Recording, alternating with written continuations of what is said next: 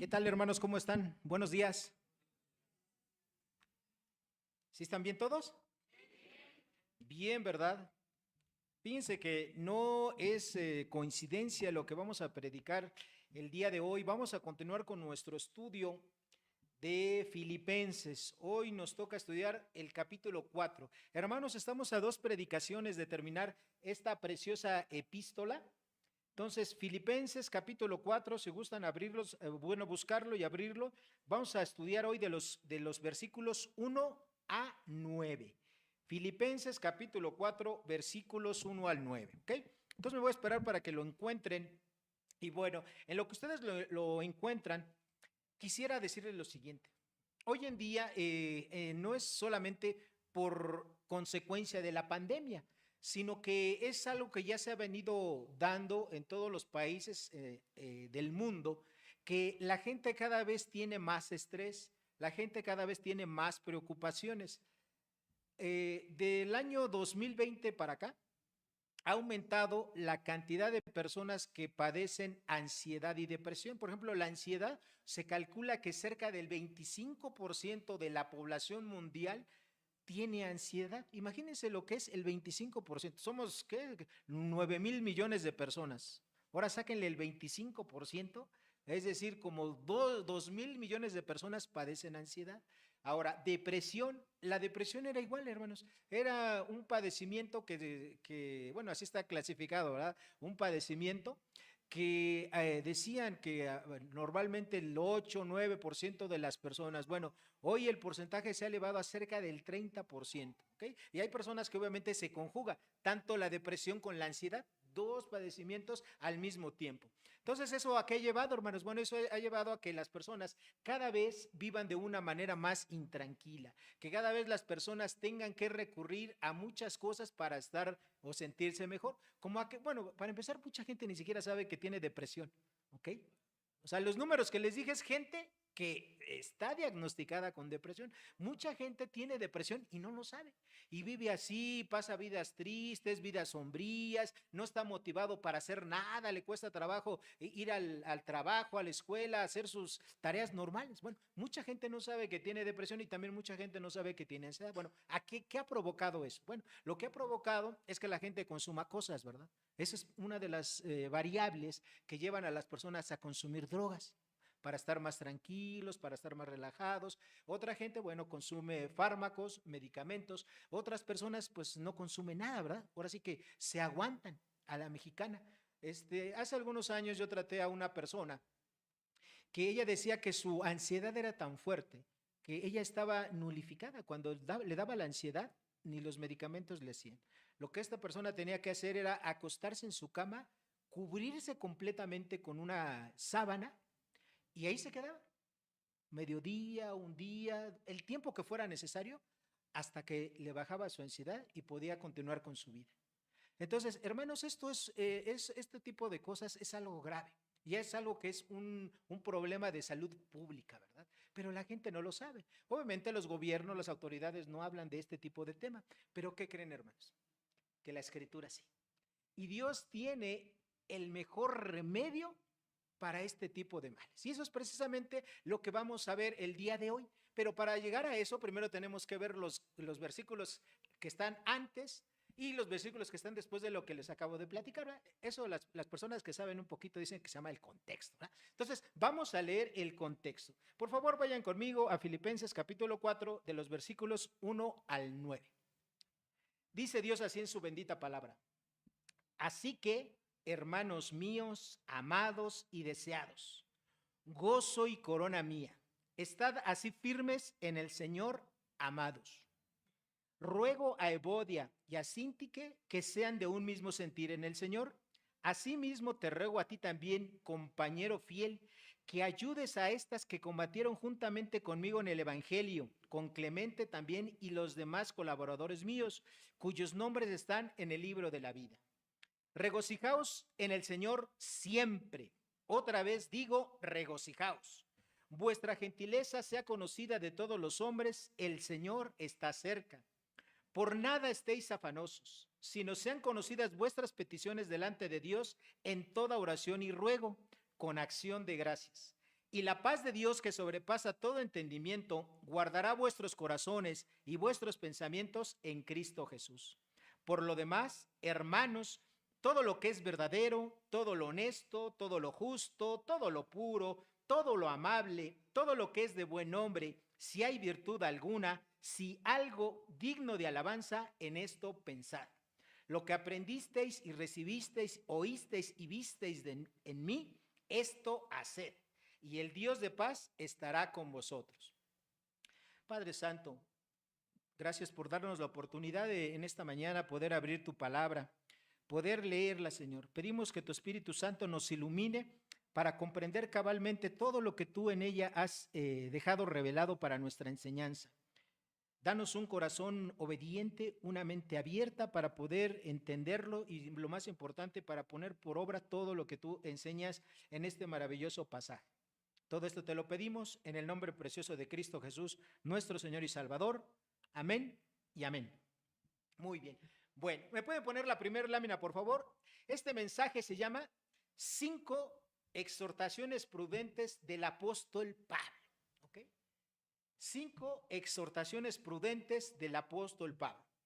Bueno, tenemos que empezar por definir, ¿verdad? ¿Qué es una exhortación? Muchas personas piensan que una exhortación es regañar a alguien, ¿verdad? Como se dice vulgarmente, ponerlo como lazo de cochino, ¿verdad? Alguien hizo algo incorrecto o bien dejó de hacer algo que se había comprometido y otra persona que se lo había encargado va con esa persona y lo regaña, ¿verdad? Es más, le dice hasta no solamente lo que no hizo o lo que hizo mal, sino que le dice una serie de cosas, se ponen históricos, ¿ah? Es decir, le empiezan a recordar todo su pasado a esa persona. Bueno, hermanos, la exhortación no tiene nada que ver con regañar a alguien. La exhortación no es otra cosa que poner en la mente de una persona un pensamiento bíblicamente correcto. Eso es la exhortación. Poner en la mente de otra persona un pensamiento bíblicamente correcto. Un ejemplo de esto sería muy sencillo, ¿no? Si una persona queda contigo de verse a las 3 de la tarde y bueno, tú lo estás esperando, ¿verdad? Tú hiciste todo lo necesario, de a lo mejor te fuiste sin comer, te tropezaste, tomaste un camión, te tuviste que bajar, tomar otro para llegar puntualmente a las 3. Y la persona con la que tú ibas a verte a las 3, pues tú llegas ahí puntualmente, son las 3:05, son las 3:10, te empiezas a desesperar, te empiezas a rascar la cabeza, empiezas a decir, ¿qué haré? Me voy, lo espero, bueno, lo voy a esperar, ¿no? En fin, la otra persona llega media hora después, ¿no? Y ya para ese momento tú ya estás enojada. O a quién le gusta perder el tiempo así porque a nadie, ¿eh? A lo mejor tú ya estás enojado. Y cuando llega esa persona, lo primero que le dices, oye, ¿qué le decimos normalmente? Habíamos quedado que a las 3, ¿por qué llegas hasta ahorita? ¿No? Y ya le empezamos a decir una serie de cosas, ¿no? Y lo regañamos, ¿no? Hay personas que son así, bueno, pues que tienen ahora sí que buena conducta, ¿no? Que tienen buena actitud y bueno, a lo mejor dicen, sí, bueno, discúlpame, ya dan una explicación de por qué llegaron tarde. Otras también se enojan y te contestan, no, y tú también la otra vez llegaste tarde, en fin, y ahí empiezan las dificultades y bueno, se suele terminar mal, ¿verdad? Pero ¿qué pasaría si tú en lugar de que le digas, que habíamos quedado a las 3 y por qué llegas así, ¿por qué no le preguntas, oye, ¿estás bien? ¿Qué fue lo que te hizo? ¿Por qué pasaste? ¿Por qué llegaste hasta esta hora?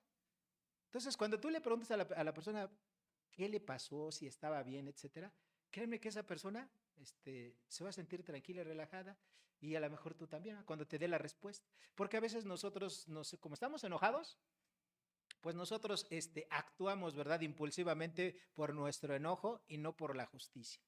Bueno, la exhortación es así, hermanos, es decir, poner un pensamiento correcto, bíblicamente correcto, en la mente de otra persona. Esa es una exhortación. Y el apóstol Pablo va a darnos 5 exhortaciones aquí en este pasaje que es maravilloso, hermanos. Es un pasaje de verdad, yo lo disfruté mucho cuando lo estuve estudiando en estas semanas.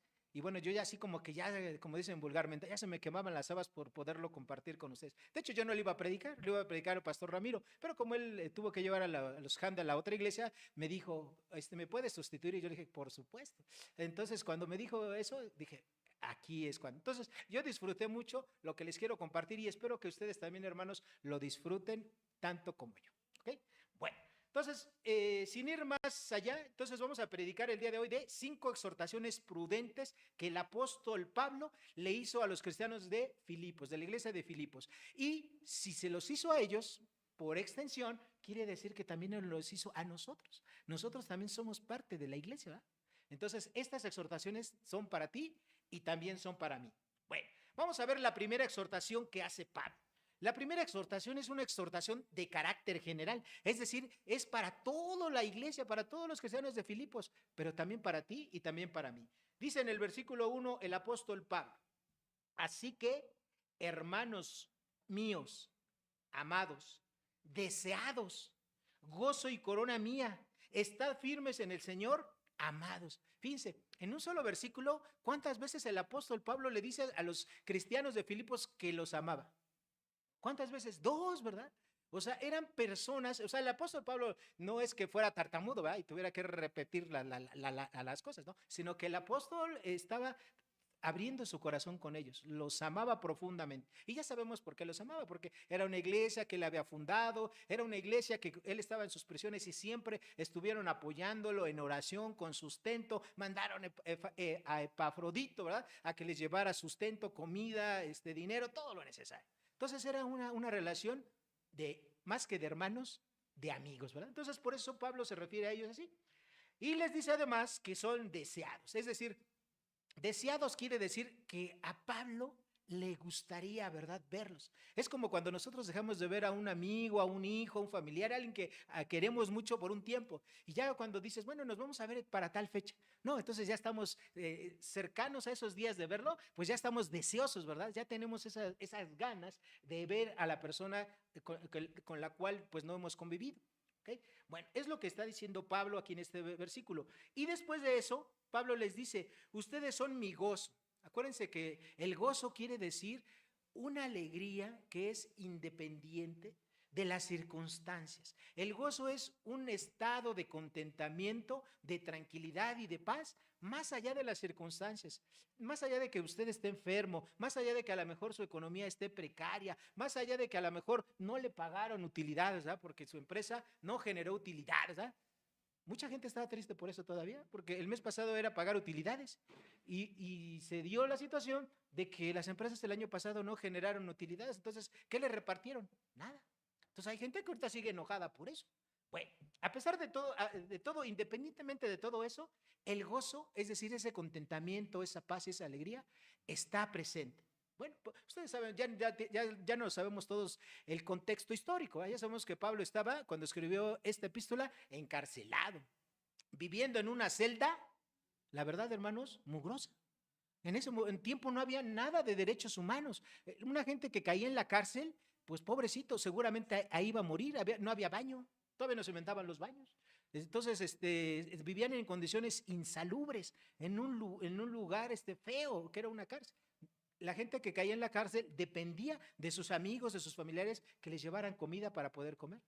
Ahí en la cárcel, si les sobraba un pan duro y agua, se lo daban a los presos, si no, se la pasaban sin comer. Entonces, esas eran las circunstancias de Pablo. Además, Pablo escuchaba que había falsos maestros, ¿verdad?, judaizantes, ahí que llegaban a Filipos a querer convencer a los cristianos de que creyeran un evangelio diferente, y de gente que predicaba por contienda, por vanidad. Todo eso estaba Pablo. Y a pesar de esas circunstancias, Pablo estaba con gozo.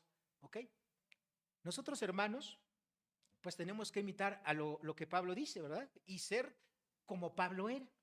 Y obviamente Pablo dijo un capítulo antes, dijo, sed imitadores de mí, así como yo soy imitador de Cristo. Entonces, al final de cuentas, hermanos, Pablo estaba imitando a Cristo, y nosotros, al imitar a Pablo, a su vez estamos imitando a nuestro Señor Jesucristo. Ahora, Pablo le sigue diciendo que además de eso eran corona mía.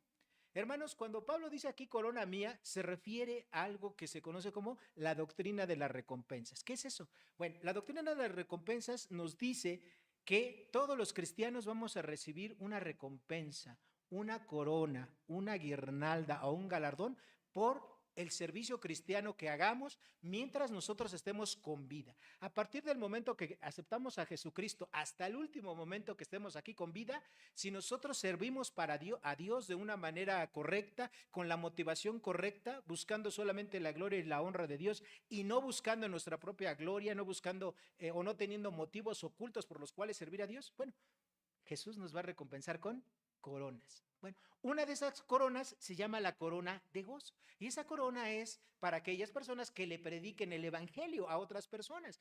Independientemente de que la persona sea ganada para Cristo o no, tú por predicar el evangelio, Dios te va a dar, bueno, Jesús te va a dar una corona que se llama la corona de gozo. Pero evidentemente por esa gente que se salva, no es que tú estés aquí acumulando medallas, ¿verdad? Que se van a acabar. No, esas recompensas te las va a dar el Señor Jesucristo en el tribunal de Cristo en el cielo. Eso será otro tema, pero al final de cuentas, esas coronas no son para ti, ¿verdad? No son para que tú te sientas bien orgulloso. Tú las vas a poner a los pies de Cristo cuando Él sea coronado como el Rey de Reyes y el Señor de Señores. Los vamos a poner a los pies de Cristo. Así que si alguien quiere, ¿verdad?, que Dios les recompense con este tipo de coronas, ¿qué tienen que hacer?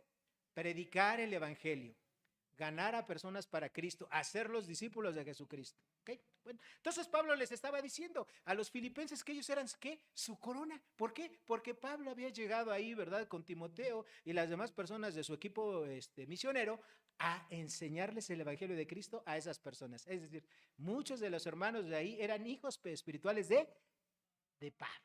¿Okay? Y después de esto, fíjense bien cómo lo hace Pablo. Ahí va la prudencia. Pablo les está hablando de una manera amorosa y después va la exhortación. ¿Okay?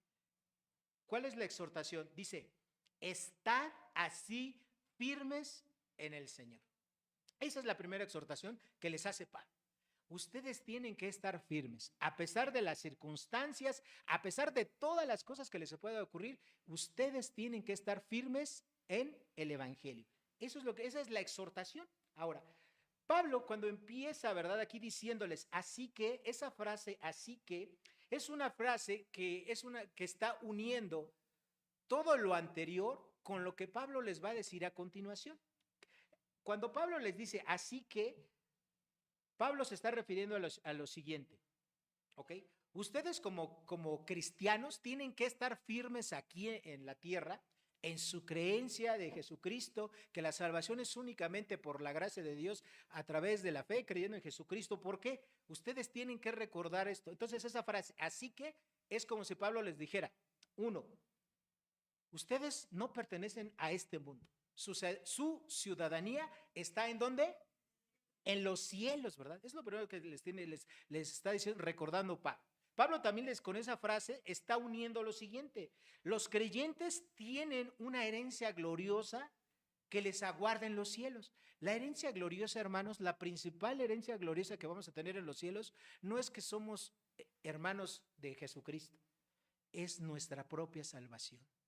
Eso es lo más valioso que tenemos los cristianos. Pero además de la salvación, nosotros en el cielo, hermanos, vamos a gozar de muchas bendiciones espirituales. Vamos a tener una comunión perfecta con Jesucristo, con el Espíritu Santo y con Dios. Eso es una bendición, hermanos. Aquí, por más espirituales que seamos, por mejor que hagamos las cosas, vivimos en un cuerpo limitado, en un cuerpo pecaminoso. Cuando estemos allá, ya no vamos a pecar. Vamos a tener la mente de Cristo. Vamos a poder comprender todas las cosas que aquí no entendemos. Todos, hasta las ciencias, hermanos. Dios fue el que inventó las matemáticas, la física, en fin, todo el conocimiento Dios lo inventó. Es más, Dios inventó la verdad. Él propiamente es la verdad. Y todo eso, hermanos, todo ese conocimiento es parte de lo que nosotros vamos a recibir. Es parte de nuestra herencia. ¿Alguno de ustedes alguna vez se ha preocupado aquí por no saber matemáticas? ¿Sí? ¿Por no entenderle al álgebra, a la geometría analítica, a la física cuántica? Bueno, pues en el cielo lo vamos a entender, hermanos. Así es que no se preocupen, vamos a tener la mente de Cristo. ¿Okay? Vamos a poder comprender muchísimas cosas y cosas que ahorita para nosotros son inexplicables, ahí las vamos a entender. Bueno, eso es parte de nuestra herencia. ¿Qué más les está recordando Pablo con esta frase? Así que, bueno, también les está diciendo Pablo que, así que ustedes recuerden, su cuerpo que ahorita es un cuerpo que se enferma. Es un cuerpo que batalla con el pecado. Es un cuerpo que hace el mal que no quiere hacer. Ese cuerpo un día va a ser glorificado. Y vamos a tener un cuerpo glorificado, semejante al que tuvo Jesucristo. Un cuerpo que ya no se va a enfermar. Un cuerpo que va a estar delgado, ¿verdad? Un cuerpo que ya no se va a envejecer. Todo eso vamos a tener un cuerpo glorificado. Los que aquí en la tierra nos preocupamos por hacer dieta, ejercicio y sudamos la gota gorda, etcétera, ¿no? Bueno, en el cielo, hermanos, ya no, eso va a pasar a nuestra historia.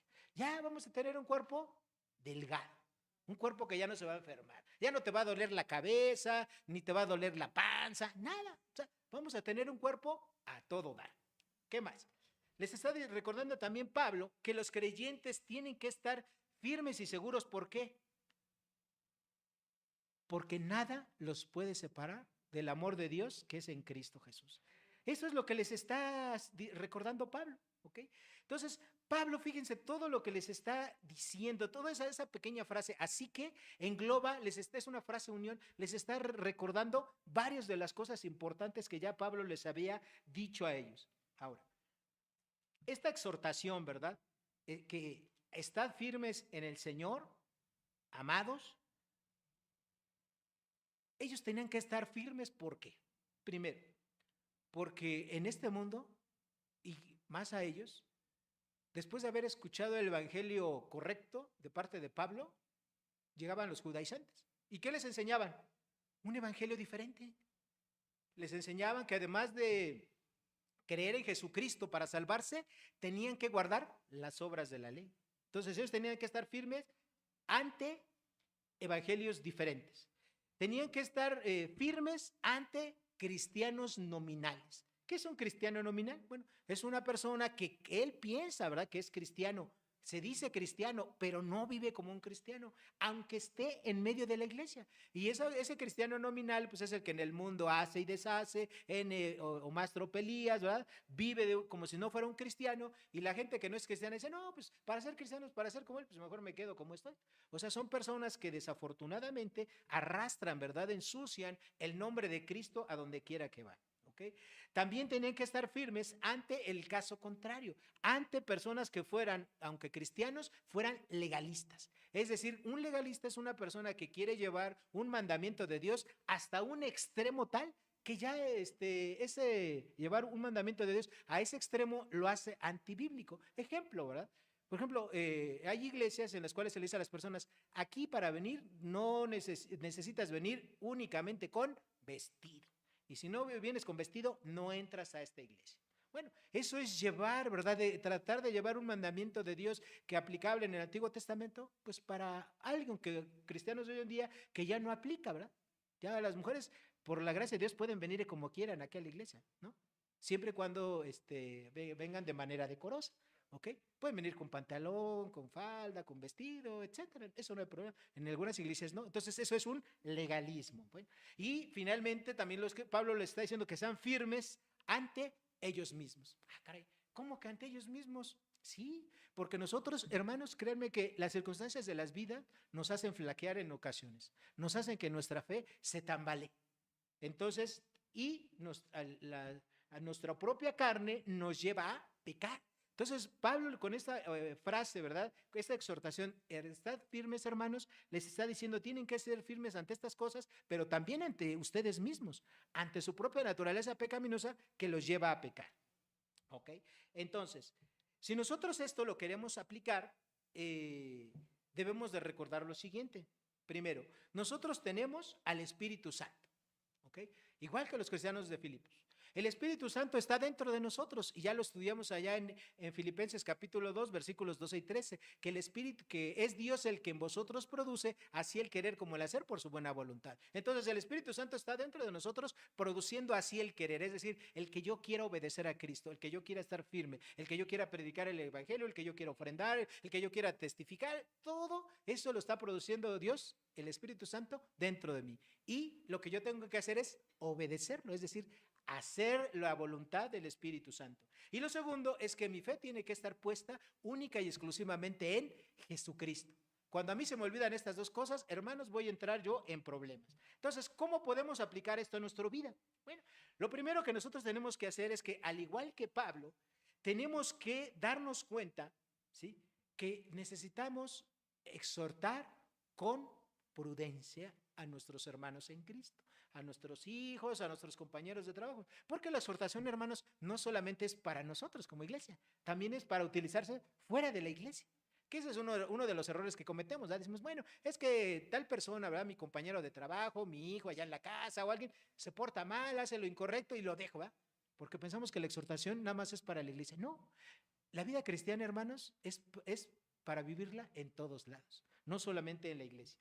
Segundo, estar firmes en el Señor es una exhortación que es para todos. Muchas personas piensan que como Pablo la dirigió a los cristianos de Filipos, nada más es para ellos. No, es para todos nosotros, ¿ok? Recuerden que por aplicación general, lo que Pablo, Pedro o alguno de los hermanos escribió en alguna epístola es para aplicación de todos los creyentes, no solo los de ese tiempo, sino todos los creyentes, es decir, toda la iglesia futura. Ok. La segunda exhortación que hace Pablo, ¿sí?, es a la unidad espiritual. ¿Okay? A la unidad espiritual. Versículos 2 y 3 dice: ruego a Evodia y a Síntique. ¿Qué nombres tenían estas hermanas? ¿Usted le pondría a su hija Evodia? ¿Síntique? Bueno, dice: les ruego, ¿verdad?, a esas hermanas, dice, que sean de un mismo sentir en el Señor. Asimismo te ruego también a ti, compañero fiel, que ayudes a estas que combatieron juntamente conmigo en el Evangelio, con Clemente también y los demás colaboradores míos cuyos nombres están en el libro de la vida. Bueno, esta segunda exhortación de Pablo, acuérdense, la primera exhortación fue una exhortación general para toda la iglesia y también para nosotros. Esta segunda exhortación es particular, es para estas dos mujeres. Pero déjenme decirles algo, hermanos, no eran cualquier mujer. Dice Pablo aquí, ¿verdad? Dice que estas mujeres, Evodia y Síntique, que combatieron conmigo mismo, eran hermanas fieles. La palabra Evodia significa buen viaje, ¿ok? Y Síntique significa afortunada, ¿ok? Eso es lo que quiere decir. Y sí, evidentemente, cuando nosotros vemos la vida de estas mujeres, Evodia, su nombre representa eso, ¿eh? Ella iba a tener un buen viaje. El mejor viaje que vamos a tener, hermanos, no es el que usted hace a Las Vegas o a Hawái o a Cancún. Obviamente, si van me invitan, ¿no? Pero no, este no es el mejor viaje. El mejor viaje que vamos a tener es cuando usted vaya al cielo, ¿sí? Cuando usted y yo vayamos al cielo, a la presencia de Dios, ese va a ser el viaje maravilloso. Todo pagado, todo incluido. ¿Y qué creen? No tiene retorno. Es decir, no se va a acabar el viaje. Cuando estemos en el cielo va a ser de ahí para toda la eternidad, hermanos, disfrutando de nuestro Señor y Salvador, disfrutando de todas las bendiciones que hay para nosotros. Entonces, Evodia significa buen viaje y Síntique significa afortunada. Y también cualquier persona que conozca realmente a Cristo Jesús, entregue su vida a Él, es una persona afortunada. Yo se les he dicho, hermanos, la mayor riqueza que tenemos los hijos de Dios es que Dios nos conoce de una manera personal, es que nuestro nombre está escrito en el libro de la vida. Y si tenemos eso, hermanos, créanme, todo lo demás, si lo tienes, qué bueno. Pero si no lo tienes, hermano, ni te preocupes, ni te afanes, ¿okay? En el cielo vamos a tener cosas que ojo no ha visto aquí en la tierra, ni oído que jamás ha escuchado. En el cielo las vamos a tener, todas las riquezas en gloria, hermanos, van a estar allá. Vamos a ser coherederos de Jesucristo. Entonces, si aquí en la vida tienes un patrimonio, eso, qué bueno, hermano, que Dios te bendijo así, pero tu principal herencia, tu principal patrimonio, lo tienes que estar generando aquí, pero lo vas a disfrutar en el cielo. Todas las almas que tú ganes aquí en la tierra, ese es tu patrimonio. Toda la gente que discipules, eso es tu patrimonio. Toda la gente a la cual tú te quites algo, le des, a alguien que no tiene para que coma, tú le das, sacrificando lo tuyo, estás haciendo herencia en el cielo. La Biblia dice, ¿verdad? A Dios presta el que da al pobre. ¿A cuántos pobres le das? ¿Sí? ¿A cuántos pobres le das? Yo le tengo por convicción prestarle mucho a Dios. Lo que más pueda le presto a Dios. ¿Sí? Ya tengo a ciertas personas que yo les destino una cantidad de los recursos que Dios permite en mi vida. Porque yo sé que le estoy prestando a Dios. Y Dios un día me lo va a pagar. ¿Sí? Entonces, ¿tú a quién le prestas? Estas mujeres, Evodia y Síntique, eran miembros nobles de la iglesia de Filipos. Cuando digo nobles no quiero decir que fueran de la realeza, sino quiero decir que eran personas que luchaban, que trabajaban con Pablo hombro a hombro predicando el evangelio. Trabajaron con armonía y entusiasmo para que esta congregación creciera. No se menciona la razón por la cual ellas estaban aquí, ¿verdad? Que no tenían que tenían un sentir diferente, pero lo más seguro es que era por alguna cuestión que tenía que ver con la iglesia. Los cristianos maduros normalmente no pelean por cosas insignificantes. No pelean, ay, mira, pintaron de rojo, yo quería que pintaran de verde. No, o sea, no pelean por eso. Oye, mira, cuando yo llegué no había un lugar para mí, tuvieron que traer una silla. Ay, qué molesto. No, o sea, no pelean, los cristianos maduros no pelean por estas cosas. Estas mujeres eran maduras. Seguramente fue alguna situación de trabajo, ¿verdad? Lo que les llevó a tener una opinión diferente. Y déjenme decirles otra cosa más. Aunque parezca una exhortación muy fuerte, Pablo lo hace de una manera prudente. ¿Ok? Pablo primero les dijo, ¿verdad? A ellas que fueran de un mismo sentir. O sea, Pablo no llegó con eso y dijo, a ver, Evodia y Sinti, que se me ponen aquí, ¿verdad? En la misma línea, ¿sí? Y la que no quiera se me va. Pablo no les dijo eso, ¿eh? Las invitó, las exhortó a que fueran de un mismo sentir. Y obviamente eso se logra orando, eso se logra platicando y llegando a un acuerdo. Entonces, estas hermanas eran maduras. La Biblia no lo dice, pero yo estoy seguro que después de la exhortación de Pablo, ellas les hicieron caso y fueron de un mismo sentir y siguieron trabajando juntas. Ambas mujeres obviamente eran cristianas y amadas de Pablo, dice el versículo 4. ¿Ok? Entonces, nosotros como cristianos, bueno, algo más antes de llegar a ese punto. Pablo también aquí nombra a una persona, ¿verdad? Le dijo ahí que a un varón que interviniera, que ayudara para que se pusieran de acuerdo. Este hombre es un pacificador. Hermanos, a veces nosotros como cristianos nos damos cuenta, nos percatamos que a lo mejor dos hermanos tienen alguna dificultad, ¿sí? Algún conflicto.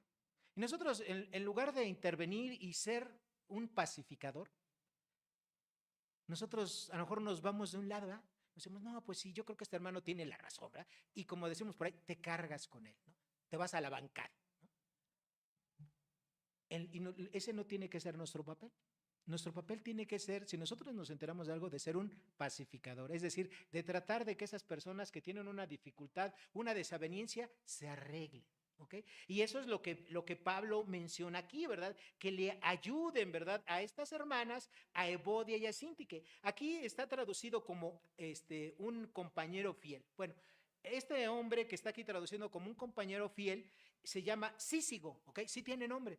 Ahí en el original griego aparece el nombre, ¿verdad? Ruego a Sísigo, así se llama, ¿ok? Pero nosotros lo tenemos traducido en Reina Valera como compañero fiel, ¿ok? Le ruego que intervengas para que estas dos hermanas se arreglen, ¿verdad? Para que sean de un mismo sentir. Entonces, bueno, nosotros tenemos que ser ese tipo de hermanos como árbitro, ¿verdad? Como pacificadores. ¿Okay? Hermanos, y los que somos padres estamos muy acostumbrados a hacer esto.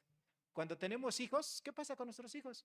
Pues seguramente algún día de la vida van a tener una diferencia, por lo que ustedes quieran, porque alguien agarró el juguete de del otro hijo, digo, esos son chiquitos, pero cuando son grandes, alguien a lo mejor agarró la computadora del otro hijo, o se puso un suéter que era del otro, y empiezan los problemas de esas desavenencias. Y tú como padre, pues no te pones del lado de uno, ¿verdad? Lo que tratas, o mejor dicho, lo que debes de hacer es de ser un pacificador, ¿verdad? De intervenir para que los dos se pongan de acuerdo. Ok. Y eso es lo que todos tenemos que hacer. ¿No se les olvida esta exhortación? ¿Qué tenemos que hacer, hermanos? Cuando nos damos cuenta de que alguien tiene una desaveniencia. Pacificadores, ¿verdad? ¿Sí? Tenemos que ser como este hermano, ¿verdad? Sí, sigo, un pacificador. No irnos a un lado, no irnos al otro, o decir, bueno, sé que se arreglan como puedan, ¿verdad? No, tenemos que ser pacificadores. La tercera exhortación de Pablo. ¿Me pueden poner la siguiente lámina? ¿Cómo ven ustedes a todas esas personas? Contentas, alegres, perfecto. Bueno, la tercera exhortación que hace el apóstol Pablo es a que nosotros obtengamos el gozo espiritual. Nuevamente, regresamos. ¿Qué es el gozo espiritual? Es ese estado, ¿verdad? De contentamiento, de alegría, de paz, independientemente de cuál sean nuestras circunstancias. Ese es el gozo espiritual. ¿Ok? Pablo les dice en los versículos 4 y 5 a los cristianos de Filipos, regocijaos en el Señor siempre. Otra vez os digo, regocijaos. Vuestra gentileza sea conocida de todos los hombres, el Señor está cerca. Ok. Hermanos, si ustedes recuerdan, yo les dije en algunas de las predicaciones, hay por lo menos 18 veces en la cual Pablo en esta epístola les dice que se regocijen, que tengan gozo. Por eso se llama la epístola del gozo, ¿verdad? A ver, ¿cómo se llama esta epístola, hermanos? Filipenses es la epístola del gozo, pero también es la epístola del evangelismo, ¿ok? Entonces Pablo, aquí ya, creo que va como el número 15, ya no me acordé de contarlas, creo que es la 15ª vez que Pablo les dice, gócense. Y ahora se los dice, ¿verdad? 2 veces en el mismo versículo. Pablo empieza el versículo 4 diciéndoles, regocijaos en el Señor, y usa una palabra. Dice, ¿cuándo? Siempre, ¿ok? No solamente el domingo. No solamente los sábados, no solamente el día que vienes a tu discipulado, no solamente el día que vienes a la reunión de mujeres, de varones o de jóvenes. ¿Cuándo? Siempre. ¿Ok? Y después les dice, otra vez os digo, regocijaos. Es decir, el regocijo obviamente viene igual del gozo, de la alegría, de eso que les he estado diciendo. Un estado, ¿verdad?, de ánimo, de paz, de tranquilidad, que no tiene nada que ver con las circunstancias. 2 veces se los dice el apóstol Pablo en un solo versículo, ¿ok? Bueno, entonces Pablo aquí les empieza a enfatizar la necesidad de que tenemos que experimentar el gozo. Y lo hace en un mandato, o sea, es una exhortación, es un mandato. Pablo en el versículo 5 les dice, vuestra gentileza sea conocida de todos los hombres, el Señor está cerca. Es decir, Pablo les dice, ustedes filipenses tienen que regocijarse, tienen que estar contentos. ¿Por qué? Dice, porque su gentileza tiene que ser conocida de todos los hombres. O sea, tienen que dar testimonio de que son cristianos y el Señor está cerca. Bueno, ahora, gozarse, como les acabo de mencionar, hermanos, es un mandamiento, no es opción. Entonces uno puede decir, bueno, ¿cómo me puedo gozar cuando yo me acuerdo de los pecados que hice en el pasado? Cuando a lo mejor las personas que amamos están enfermas o tienen un problema que no tiene solución. ¿Cómo me puedo gozar cuando estoy sufriendo? ¿Cómo me puedo gozar cuando a lo mejor estoy esperando una noticia fatal? Bueno, Pablo es el ejemplo de que sí se puede. Pablo estaba así. ¿Qué cosas hizo Pablo terribles en el pasado? Perseguía a la iglesia, los encarcelaba a los cristianos, daba su autorización para que los mataran, ¿no? Él mismo estaba ahí, ¿verdad? Imagínense, yo nada más me imagino el cuadro de Pablo, ¿no? La sangre fría que tenía Pablo, viendo ahí cómo estaban matando a Esteban, ¿no? Imagínense la sangre fría, ¿no? Para estar viendo cómo matan a una persona inocente y tú dando la aprobación, que lo maten, sí, que lo maten. Hermanos, eso es algo difícil, ¿no? Y Pablo era una persona de ese tamaño, ¿verdad? De ese duro corazón, pensando que estaba sirviendo a Dios. O sea, él estaba en su mente, él estaba sirviendo a Dios de esa manera, pero estaba totalmente equivocado. Entonces, ¿cómo se puede, verdad, gozar uno en medio de estas vivencias? Bueno, Pablo, utilizando estos mismos versículos, ¿verdad?, nos dice lo siguiente. Pablo nos recuerda que todas las transgresiones pasadas ya han sido perdonadas. Les voy a, y bueno, aquí lo dice en Filipenses 3:6. O sea, usted anote las citas, ya lo estudiamos. También en Gálatas 1:13, Pablo dice eso, y 1 de Corintios 15:59. Hermanos, todas las transgresiones pasadas, pecados que hemos cometido, ¿dónde están? Ya no existen, hermanos, ¿sí? Ya no existen. Ya fueron borrados, es decir, eliminados. Es como si piense usted en el peor pecado que cometió antes de ser cristiano. Dios ya lo borró, ya lo eliminó, ya no existe. ¿Ok? Segundo, cuando Pablo pensaba en las aflicciones de sus amigos, ¿verdad?, como Epafrodito, que enfermó con él, ¿verdad? Y enfermó a tal grado que estuvo a punto de morir. O sea, Epafrodito, hermanos, no le dio una fiebrecita, ¿verdad? No le dolió un poco la cabeza. No le dolió la uña del pie gordo, del pie izquierdo, no. Tuvo una enfermedad que dice estuvo a punto de morir. Y obviamente cuando tú sabes que un amigo querido está a punto de morir, pues te pones triste, ¿verdad? Pero Pablo decía, a pesar de eso, tengo gozo. Y Pablo, su circunstancia, él estaba ahí encarcelado en Roma, ¿no? Ya les dije cómo estaba. Las situaciones no es nada parecido, aunque hoy se sufra en las cárceles, hermano, es algo muy triste, de lo que ustedes quieran. Hoy un preso está mucho mejor que como estaba en los tiempos de Pablo. Así de sencillo. Entonces Pablo estaba esperando ahí su sentencia. ¿Sí? Su sentencia podía ser para morir o podía ser quedas libre. Sabemos que fue lo primero, ¿eh? Pero a él en ese momento todavía no lo sabía. Entonces, Pablo, con todo esto, hermanos, exhorta a los cristianos de Filipenses y también a nosotros a que independientemente de cuáles sean nuestras circunstancias, nosotros no tenemos que dejarnos abatir por ellas y tenemos que tener un corazón y una mente confiados en Cristo Jesús, confiados únicamente en Dios. El cristiano puede gozarse, al igual que Pablo, independientemente de sus circunstancias. ¿Ok? El gozo, hermanos, que nosotros debemos experimentar, que es el gozo espiritual, no tiene que ver con nuestras circunstancias.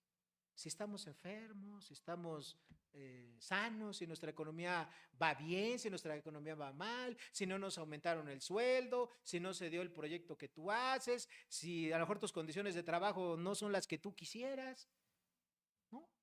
Nuestro gozo, hermanos, tiene que ver en pensar lo que he mencionado anteriormente, que tu nombre está escrito en el libro de la vida, que tú eres hijo de Dios, que nada te va a poder separar del amor tan grande que es en Cristo Jesús, que tú vas camino al cielo, ¿verdad? Aunque obviamente en este camino nos vamos a encontrar enfermedades, catástrofes, ¿verdad? Muchas cosas. Podemos perder nuestra economía, qué sé yo, nuestra salud, lo que sea, hermanos. Entonces, eso es algo que no se nos tiene que olvidar, ¿ok?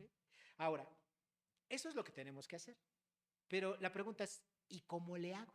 Bueno, lo primero que tenemos que hacer, ¿cómo puedo alcanzar, verdad, ese gozo? Lo primero que tengo que hacer es cultivar una disposición para experimentar el gozo que Pablo está describiendo aquí, independientemente de las circunstancias. Y lo primero que yo tengo que hacer es meditar en ello. ¿Cómo es eso de meditar en ello? Hermanos, no les estoy diciendo que ustedes se sienten en su cama o en el piso, se pongan así en posición de loto y digan, no estoy diciendo eso.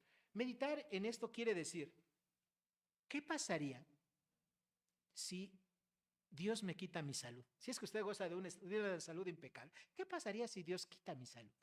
¿Sí? ¿Cómo voy a reaccionar?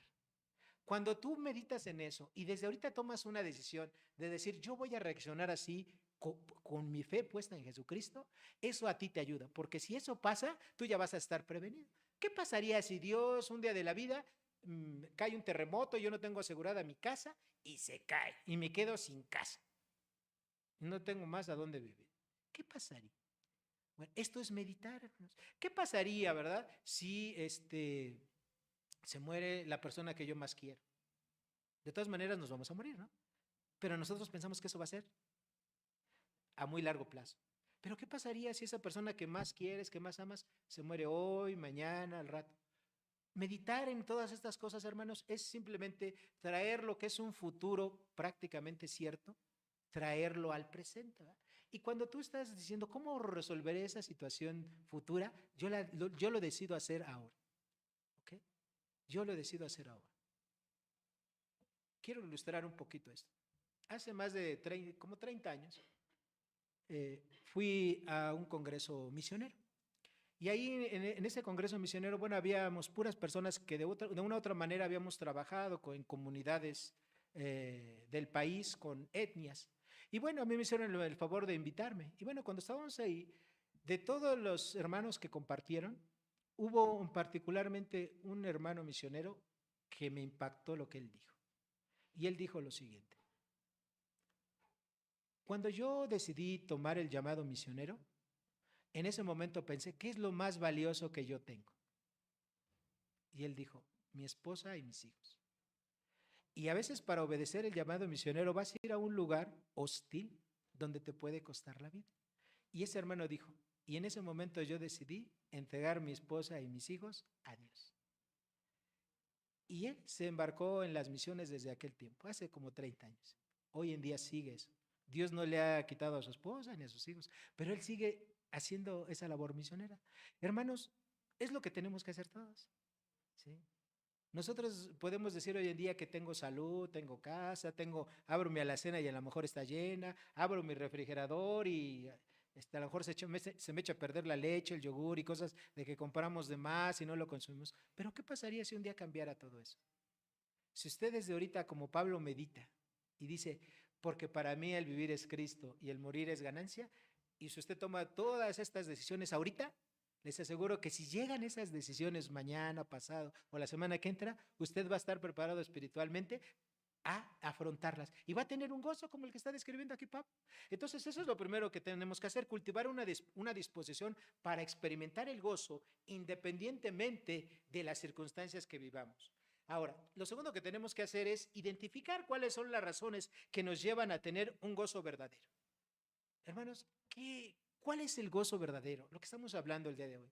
Porque uno puede estar contento, tranquilo, independientemente de las circunstancias. Porque hay algo que te hace estar de esa manera. Cuando tú sabes que tú eres salvo y que si tú te mueres hoy, vas a cerrar tus ojitos aquí y los vas a abrir en el cielo con Jesucristo y lo vas a poder ver cara a cara, ¿verdad? Eso es algo es una razón para tener este gozo verdadero. Cuando tu meta en la vida ya no son las cosas materiales, cuando tu meta en la vida ya no es tener otro coche, otra casa, hay gente que tiene 2 casas y quiere una tercera, hay gente que tiene 3 coches y quiere 4, hay gente que tiene 1000 joyas y quiere tener 1001 joyas, en fin. Cuando tus metas ya no son las metas de este mundo, tú vas a experimentar el gozo verdadero.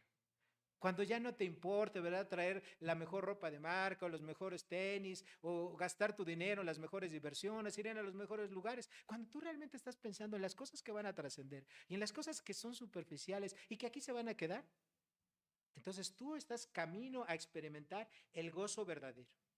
Cuando tú te das cuenta que todas las cosas que tú aquí piensas que son tuyas, tú te das cuenta que no son tuyas, que son de Dios y que todo es prestado. Todo Dios nos lo deja un tiempo para que lo administremos. Y que a veces de esa administración nosotros nos creemos los dueños. Y pensamos que ese coche, esa casa, ese dinero que está en la cuenta del banco es tuyo, ¿verdad? Pero sabes que no es tuyo, es de Dios. Tú le tienes que dar un uso como Dios se lo daría. Pablo pensaba en todas esas cosas y todas estas cosas son los que te van a apalancar. ¿Para qué? Para que tú puedas experimentar el gozo espiritual. Y es el gozo que vale. Es lo que realmente importa. Es como se dice vulgarmente, ¿verdad? Que cuando conoces a una persona, cuando le va bien o cuando le va mal. ¿Sí? Cuando la gente está en situaciones críticas, ahí se dice, ¿verdad? Ahí se va a ver de qué estamos hechos. ¿Sí? Cuando a los cristianos nos va bien, puede ser por 2 razones. Una, porque no estamos obedeciendo a Dios. Esa es una de las razones. Cuando a un cristiano le va bien, es porque no estamos obedeciendo a Dios, porque no estamos predicando el Evangelio. Predica el Evangelio y vas a ver cómo te empiezan a salir dificultades. Predícale el Evangelio a tus jefes, a ver si te dejan en el trabajo. Predícale el Evangelio a tu vecino que es gruñón, a lo mejor te llevas un golpe. Cuando todo va bien, es porque probablemente no estemos obedeciendo a Dios en alguna área de nuestra vida. Y la otra manera cuando te puede ir bien es cuando, a pesar de cualquier circunstancia, buena o mala en tu vida, estás experimentando el gozo verdadero. Tú y yo estamos aprendiendo a gozarnos. Hermanos, no hay nadie, ¿verdad? Sí. Ni siquiera el apóstol Pablo que tuviera así un gozo perfecto, total. Pero él estaba avanzando hacia eso. ¿Ok? Y es lo mismo que tú y yo tenemos que hacer. Avanzar. No dejarnos dominar por las circunstancias, por las situaciones que vivamos en la vida. Medita en esto, en todo lo que estamos diciendo. A veces como cristianos confiamos en que Jesucristo es el Dios omnipotente, el que todo lo puede, ¿verdad? Pero lo reducimos nada más a la parte de la salvación, ¿ok? Y creemos todo lo de la salvación. Pero no creemos que Jesucristo también es superpoderoso para proveernos de todo lo que necesitamos. Y por eso es que recurrimos a muchas otras cosas, ¿verdad? A doctores, a médicos, a bancos, a amigos, a consejos, a libros de autoayuda, en fin, a muchísimas otras cosas. ¿Okay? Necesitamos creer que Jesucristo, así como es poderoso para salvarnos, o lo fue para salvarnos, también es poderoso para proveernos de todo lo que necesitamos y que Él lo va a dar en el momento que Él considere oportuno. ¿ok? Cuando Pablo dice en la segunda parte del versículo 5, vuestra gentileza sea conocida de todos los hombres, Pablo se está refiriendo a muchas cosas. ¿Y por qué a muchas cosas? Porque la palabra que se traduce como gentileza no tiene una sola palabra con la cual se pueda definir en español. La palabra que aquí se traduce gentileza implica lo siguiente, y todas son virtudes: que tú seas indulgente, que tú seas condescendiente con la gente que te ofende, que tú seas cordial, que tú seas amable, que tú seas buena onda, ¿sí? Que tú seas comprensivo, que tú seas considerado con la gente, que tú seas caritativo, que tú seas que tengas mansedumbre y que tú seas bueno. Aquí en Reina Valera nosotros lo tenemos, gentileza, pero fíjense todo lo que incluye la palabra, que no tiene una palabra única para traducirse en el español. En otras palabras, hermanos, lo que Pablo está diciendo aquí, vuestra gentileza sea conocida de todos los hombres. Pablo está diciendo, hermanos, ustedes tienen que vivir, si ustedes están experimentando el gozo verdadero, el gozo espiritual, por consecuencia, independientemente de cuál sea su situación, ustedes van a tener que ser buenos, caritativos, amables, comprensivos, mansos. Y eso solamente se da, pues, cuando tú tienes un gozo verdadero, cuando las circunstancias no te hacen que tú vivas o reacciones de una manera. Piensen ustedes un momento, cuando ustedes están muy presionados por algo, porque tienen que hacer un pago y no tienen dinero y ya se acerca la fecha, ¿cómo nos ponemos normalmente? Preocupados, nos angustiamos, ¿no? ¿O cómo te pones cuando ya se te va a acabar tu medicina y a lo mejor no tienes dinero para comprar la que sigue? Pues estás a lo mejor triste, angustiado, preocupado. Reaccionamos diferentes. Te preguntan la gente cómo estás y tú, o te dan los buenos días. Buenos días, ¿qué tienen de buenos, no? ¿No? O ni contestas el saludo. Entonces, todo eso tiene que ver con el testimonio. Es decir, hermanos, el gozo espiritual tiene que llevar a manifestar, a dar testimonio de lo que realmente hay en ti, y espero que lo que hay realmente en ti sea Cristo Jesús. ¿Okay? Entonces, nosotros encontramos como aplicación aquí en esta tercera exhortación que el gozo verdadero alcanzado por los creyentes tiene que ser algo que se manifieste para afuera. Es decir, que toda la gente lo pueda notar, lo pueda ver. Y esto se va a ver mucho cuando tú estás dispuesto a sufrir agravios.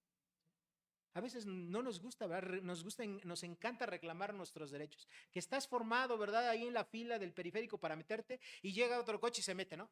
Te enojas, ¿verdad? Le tocas el claxon, le dices de cosas, ¿no?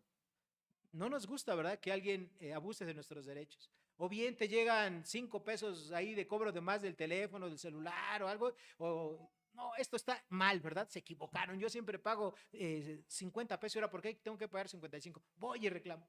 Bueno, cuando tú tienes un gozo verdadero, hermano, estás dispuesto a sufrir agravios, ¿sí? Con tal de dar un buen testimonio de que eres un hijo de Dios. ¿Ok? En la parte final de ese versículo 5, Pablo dice, el Señor está cerca, refiriéndose a que el Señor Jesucristo, ¿sí?, no tardaba en venir. Y cuando Él venga, hermanos, Él va a traer la recompensa, ¿verdad? Él va a traer ese galardón, esa corona, esa guirnalda para los que le esperen, para los que aman su venida.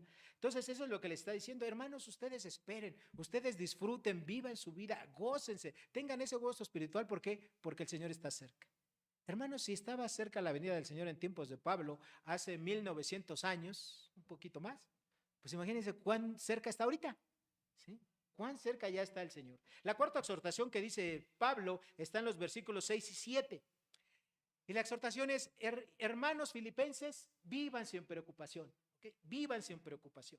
Dice, por nada estéis afanosos, sino sean conocidas vuestras peticiones delante de Dios en toda oración y ruego, con acción de gracias. Y la paz de Dios, que sobrepasa todo entendimiento, guardará vuestros corazones y vuestros pensamientos en Cristo Jesús. La cuarta exhortación que hace Pablo aquí en este versículo 6, quiere decir que no tiene que haber algo que a ti te lleve a estar afanoso, inquieto, preocupado, ansioso. ¿Ok? Eso es lo que quiere decir Pablo. ¿Ok? Un aspecto negativo que mucha gente tiene o tenemos es una exagerada inquietud. Y cuando nosotros estamos con una inquietud exagerada o una preocupación exagerada, eso te va a provocar ansiedad.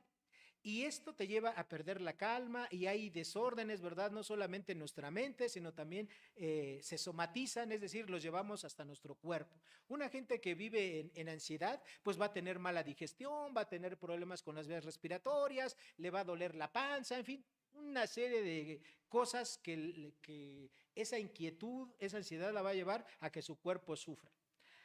La ansiedad puede ser por cosas básicas de la vida, es decir, por lo que uno va a comer o lo que va a beber, las cosas materiales que te faltan. Y todo eso lo encontramos en Mateo capítulo 6, versículos 25 al 28 y el 34, donde Jesús habla acerca de todo esto, de los afanes, que dice que no os afanéis por el día de mañana, ¿va? Porque el día de mañana trae su propio afán. Hermanos, la ansiedad tiene que ver mucho con esto, con preocuparnos con las cosas que van a venir mañana, pasado y todo eso. Híjoles, ¿qué tal si llego a los 60 años y no tengo una casa propia? ¿Qué tal si llego a tal edad y no tengo un coche? ¿O qué tal si llego a tal edad y no estoy casado? ¿Y qué tal si llego a tal edad y no esto y no lo otro? Hermanos, eso es preocuparse en demasía, ¿ok? Y obviamente el Señor Jesucristo aquí en esta porción de la Biblia, pues explica, ¿verdad? Que nadie, por más que te preocupes, que te afanes, hay cosas que no vas a poder lograr, que no se dan, no se van a dar aquí en la tierra. Entonces, pues eso es algo incorrecto. Entonces, Pablo aquí está mencionando cuál es la solución, ¿verdad? Para eso. Y Pablo lo dice que la solución para esto es la oración. ¿Okay? Esa es la oración. Y usted puede decir, hermano, ¿a poco con la oración se me va a quitar la inquietud, la ansiedad, la depresión? Hermano, ¿qué cree? Sí, con eso se le va a quitar. Pero esa oración es una oración especial. Es una oración que tiene que contener fe. Tiene que ser una oración realmente de confianza. Tiene que ser una oración que usted la haga con todo su corazón. Porque si usted nada más la hace por repetir la verdad, es que en la iglesia dijeron que la ansiedad se cura con orar, y nada más porque lo dijeron, ¿verdad? Yo ni lo creo, pero lo voy a hacer, a ver si quién quita y pega, ¿no? Si usted lo hace de esa manera, no va a funcionar, hermano. Pero si usted realmente ora con fe, sí, ¿verdad? La oración no es algo mecánico, no son frases o textos que se repiten sin ningún razonamiento. La oración, recuerde usted, es la comunicación con Dios, pero necesita sinceridad y necesita humildad. Necesita darse usted cuenta que usted no puede resolver eso, ¿sí? Que lo único que puede resolver eso se llama Dios. Y si usted quiere, ¿verdad?, resolverlo por sus propias fuerzas, entonces usted en realidad no está confiando en Dios. Usted tiene que orar a Dios y tiene que esperar la respuesta de Dios. La respuesta de Dios no es inmediata, pero sí va a haber una respuesta. Dios siempre responde, sí, no o espera, espera. Pero nosotros, como estamos acostumbrados a un trajín de la vida que andamos todos apresurados, donde todo es rápido, ¿verdad? ¿Sí? Antes, por ejemplo, si usted quería comer una buena pizza, pues usted iba a un restaurante y se esperaba 1 hora, 2 horas hasta que estuviera bien la pizza. Hoy en día, pues se la llevan a su casa en menos de 30 minutos. Obviamente no está tan rica ni tan buena, pero se la llevan rápido, ¿no? Es igual que el café. Bueno, no sé si a usted le gusta el café, pero bueno, si usted quiere tomarse un buen café, bueno, se va a tardar sus minutos. Pero si usted no se quiere esperar eso, ¿verdad? 5 o 10 minutos a que se haga todo el proceso, bueno, usted agarra su café instantáneo, su cucharita, lo revuelve y ¿qué le digo? En 10 minutos, 10 segundos ya tiene su café. Pero ¿sabe igual? No sabe igual. ¿Ok? Pues así es, hermano, así es la oración. Usted quiere recibir una respuesta poderosa, quiere recibir una respuesta digna, ¿verdad? Porque así son todas las respuestas de Dios, digna de la alabanza de Dios, tiene que esperar. Y eso es lo que no queremos hacer los cristianos, ¿verdad? No queremos esperar, todo lo queremos bien y ahorita, ¿no? Hermanos, Dios no es un genio, ¿verdad? La oración no es esa lámpara, ¿verdad?, que se frota e inmediatamente sale el genio para decirle a usted qué deseos quiere. Y a veces los cristianos así pensamos, ¿eh? Que Dios es un genio. No, hermanos. Para orar y esperar la respuesta de Dios tenemos que hacerlo con fe, con humildad, creyéndole todo. ¿Ok? A la luz de estos versos, ninguna cosa, ninguna situación, enfermedad debiera ser motivo para que nosotros vivamos preocupados de una manera exagerada, con ansión. ¿Ok? Cuando Pablo dice, por nada estéis afanosos, hermanos, por nada es, ¿qué? Nada. Oye, pero es que pues mi hijo me dijo que iba a llegar a las 9 de la noche y ya son las 9:15 y no llega, ¿no le habrá pasado algo? ¿No? Y le hablan a todos los hermanos, ora por mí porque mi hijo tiene 15 minutos que te llega. Hermano, espera, confía en Dios, ¿no? Oye, pues es que tal persona me dijo que me iba a pagar tal fecha y faltan 3 días y todavía no me paga y estoy bien preocupado. ¿Qué tal si no me paga? Bueno, espera, confía en Dios, ¿ok? En primera de Pedro 5:7, ¿verdad? También este apóstol nos dijo, echando toda vuestra ansiedad, llámese preocupación, inquietud, afán sobre él. ¿Sobre quién? Sobre Cristo. ¿Por qué? Porque Él tiene cuidado de vosotros. Hermanos, nadie te va a cuidar mejor que Dios y Jesucristo y que el Espíritu Santo. Nadie.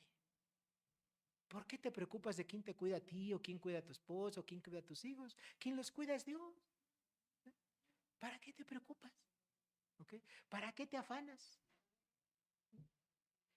Los cristianos debemos de ponernos una camiseta aquí, ¿verdad? En lugar de ponernos la de tu equipo favorito.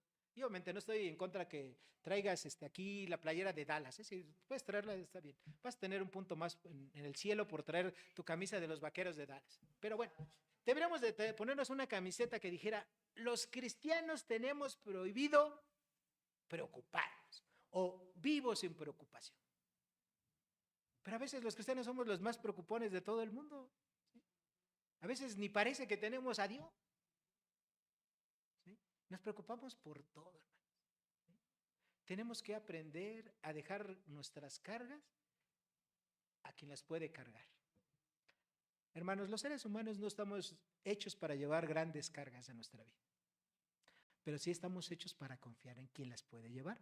Entonces, recordémoslo, hermano. Quien puede llevar tus cargas y mis cargas se llama Jesucristo. Él dijo, venid a mí todos los que estéis trabajados y cargados y yo os haré. Pero a veces nosotros cambiamos ese versículo, ¿eh? Y le decimos, Señor Jesús, tú no puedes con esas cargas, por eso yo me las pongo. ¿Eh? Y ahí estás padeciendo, y ahí estás sufriendo, y ahí te estás enfermando. ¿Okay? En el versículo 7, Pablo menciona, ¿verdad?, que el resultado de vivir sin afanes ni preocupaciones es la paz. ¿Ok? Es decir, la paz, ese estado de tranquilidad en medio del gozo. Y recordemos algo, hermanos, la paz es un producto de la gracia de Dios. ¿Ok? Donde existe la gracia de Dios, por consecuencia va a haber paz. Nosotros que hemos sido salvados por medio de la gracia, única y exclusivamente a través de creer en Cristo Jesús, Dios nos ha dado el Espíritu Santo y el Espíritu Santo está produciendo en nosotros paz. Es uno de los frutos del Espíritu, Gálatas 5:22. Más el fruto del Espíritu es ¿okay? Ahí está. O sea, es una bendición tener paz. Entonces, ¿algo más? La paz es cuando es algo que solamente puedes disfrutar cuando sabes que tú estás a cuentas con Dios. ¿Okay? Si usted como cristiano no vive una vida de tranquilidad y de paz, es porque seguramente no está a cuenta con Dios. Póngase a cuentas con Dios. Si usted tiene algo que por ahí, algo oculto, un pecado, lo que usted tenga, ¿verdad? Hable con Dios. Póngase a cuentas, disfrute de esa paz, no deje pasar más el tiempo, ¿verdad? Y además, Pablo sigue diciendo, ¿verdad? Que esa paz, dice que es una paz que sobrepasa todo entendimiento, es decir, algo que pareciera irracional, así como esa muchacha, ¿no? ¿Sí? Así como esa muchacha que está ahí en un lago, en el mar, ¿qué tal si le sale un tiburón, una ballena, un aguamala o la pica y se muere, ¿no? Hermanos, esa paz de Dios que sobrepasa todo entendimiento no es el síndrome del avestruz, ¿verdad? No es que los cristianos tengamos los problemas y metamos la cabeza en un hoyo y no exista todo en nuestro alrededor. No, quiere decir que nosotros confiamos de tal manera en Dios que hemos aprendido, que hemos madurado, a que independientemente de cuáles sean nuestras circunstancias y nuestras condiciones, podemos disfrutar de paz. ¿Okay? Podemos disfrutar de esa paz que sobrepasa todo entendimiento, que no hay absolutamente nada que te pueda tambalear. ¿Okay? Cuando nosotros pasamos por tiempos de exageración preocupada, es muy posible que vengan a nosotros pensamientos, ¿verdad? Pensamientos como, me quiero morir, ¿para qué vivir? Ideas, ¿verdad? Extremas, ¿sí? Ideas fatalistas. Y obviamente todo eso es resultado de nuestra propia ansiedad. Y obviamente estos se eliminan cuando tú realmente confías en Dios. Nuevamente, cuando tú aplicas la fe, ¿ok? Ahí vas a eliminar todo este tipo de pensamientos. El creyente que ora con fe y que vive ejerciendo su fe es una persona que va a vivir tranquila, con gozo y con paz. Así es que pregúntate, ¿cuánto gozo y cuánta paz tú tienes en tu vida? Y finalmente, la quinta y última exhortación la encontramos en los versículos 8 y 9. Pablo aquí, parafraseando lo que dice Pablo, él nos exhorta a que hay cosas en las cuales pensar y hay cosas en las cuales tenemos que actuar o vivir. Dice Pablo, por lo demás, hermanos, todo lo que es verdadero, todo lo honesto, todo lo justo, todo lo puro, todo lo amable, todo lo que es de buen nombre, si hay alguna virtud, si hay algo digno de alabanza, en esto pensad. Lo que aprendisteis y recibisteis, oísteis y visteis de mí, esto haced. Y el Dios de paz estará con vosotros. Bueno, Pablo finaliza aquí diciéndole a los cristianos de Filipos lo siguiente. Ustedes, filipenses, tienen que centrarse en todas estas virtudes. Primero empieza enlistando lo que es verdadero, ¿ok? Entonces, lo que es verdadero, hermanos, siempre se va a levantar y va a sobreponerse contra lo que es la mentira, ¿verdad? La verdad proviene de Dios. Nuestro Dios es un Dios vivo y verdadero. Toda la verdad proviene de Él. La maldad, la mentira, todo lo falso, ¿de dónde viene? Del mal, de Satanás, de nuestro pecado. ¿Okay? Entonces, lo primero que tenemos que pensar, todo lo verdadero, es decir, en Dios y todo lo bueno y todas las bondades que Dios tiene para nosotros. Segundo, todo lo honesto. ¿Okay? Todo lo honesto se refiere a nuestro comportamiento. Nuestro comportamiento todo tiene que ser honesto. ¿Okay? En todos los aspectos de la vida, por más diminutos que sean. Hoy les cuento algo, ¿no? Y espero que después de esto no desaparezca. Tiene varios meses que aquí en esta repisita hay un peso, ¿eh? Yo lo encontré tirado por ahí hace tiempo y ahí lo he dejado. Y hoy un día un hermano me pregunta, oye, ¿y ese peso qué? Le digo, no, pues ahí lo tengo, ¿eh? O sea, yo sé que ahí va a seguir ese peso porque pues no ha aparecido el dueño, ¿eh? Ahí está. El día que alguien lo tome, pues quiere decir que es de él, ¿verdad? O a lo mejor que a alguien le faltaba para completar para el pecero, ¿no? Y se lo llevó. Pero bueno, todos los que somos aquí hemos sido honestos, ahí sigue el peso, ¿eh? Nadie lo agarra.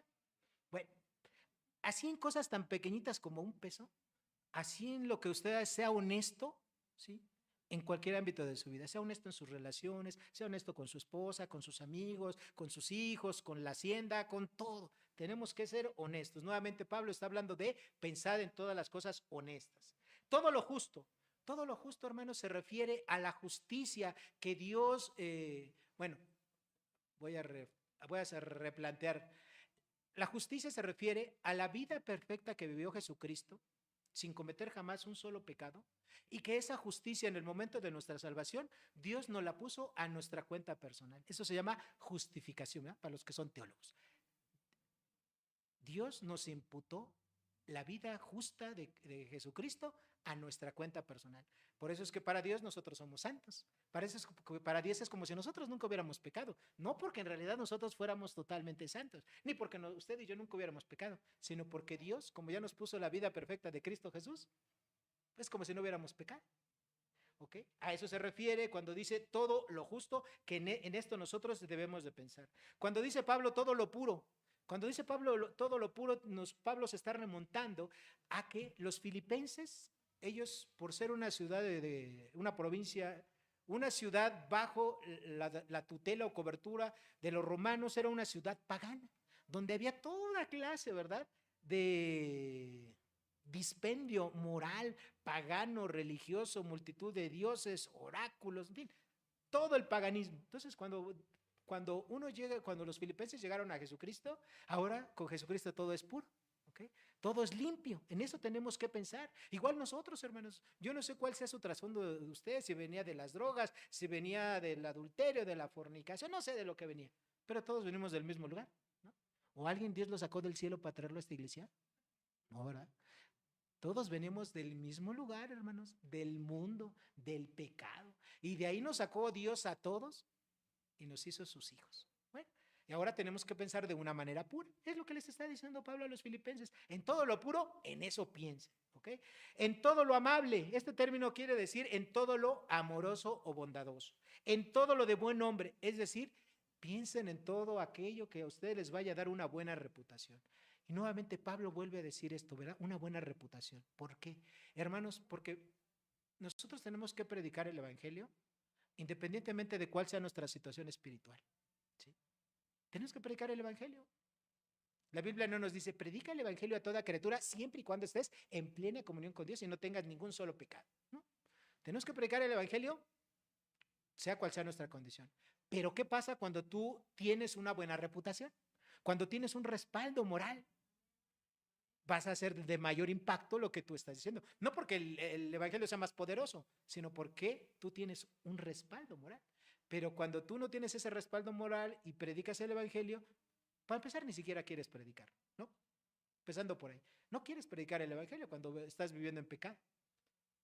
Entonces tenemos que tener todo lo de buen hombre, en eso tenemos que pensar, en generarnos una buena reputación, ¿ok? Entonces, Pablo le sigue diciendo, ¿verdad? Todo lo que recibiste, bueno, ahí ya Pablo dijo en todo lo que hay que pensar, en lo que tenemos que meditar. Y ahora Pablo pasa a la otra parte, a lo que tenemos que hacer. Pablo les dice, ¿verdad? Lo que aprendisteis y recibisteis de mí. Pablo, bueno, los filipenses, ¿qué recibieron de Pablo? Principalmente el evangelio, ¿verdad? El evangelio de la gracia. ¿Y qué aprendieron de Pablo? Pues su propia vida. Pablo ejemplificaba el evangelio.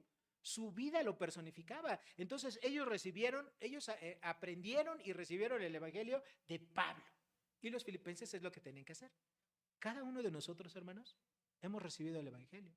Algunos lo han recibido del pastor Ramiro o de algún otro pastor o de algún otro hermano. Algunos probablemente lo han recibido de mí. ¿Ok?